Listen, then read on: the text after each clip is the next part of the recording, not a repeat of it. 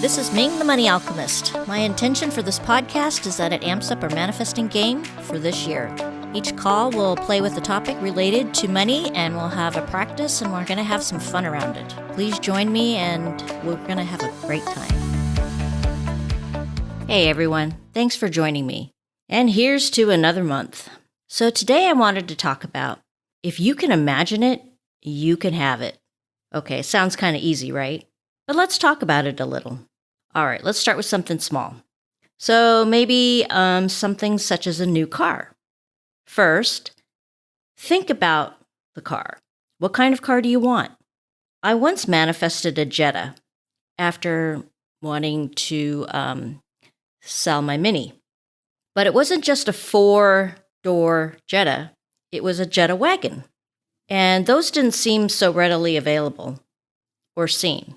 So I fixated a little bit on the picture of one, and it didn't take long. After that, I started seeing them. I started seeing them first in parking lots. And then I remember seeing a black one on the street, and it caught my eye, and I was like, oh, wow, I like this car. And I'm looking at it and admiring it. Then, not too long after that, I started seeing them on the 405 freeway. And then, not too long after that, I was driving one. The details work themselves out. All right, so let's expand this just a little bit more, because this was a question that I got. What if you wanted to be a millionaire or a multimillionaire? How would you get the energy of that or line up to the energy of that? Because we know in quantum physics, everything exists. We just have to align to it. So would you buy a new home? What would that look like? Would it be big? Would it be small? Would it be a condo, townhouse, or maybe a farm or a ranch or a house? Would the house be designed by you? Would it be brand new? What would you furnish it with? Would it be important to you to have a great kitchen or a view maybe? So for me, for example, as I had shared with you guys, COVID was a great place for me to start cooking and actually kind of become a gourmet cook. So the kitchen all of a sudden became really important to me. I noticed things in the kitchen like when I was at my parents' house that I had never noticed before because all of a sudden they were useful to me. The other thing is I did want to kind of move upscale when I left my other house and I was going to move into my own space. And one thing I did want was a view. I didn't think it was that important to me until I had one.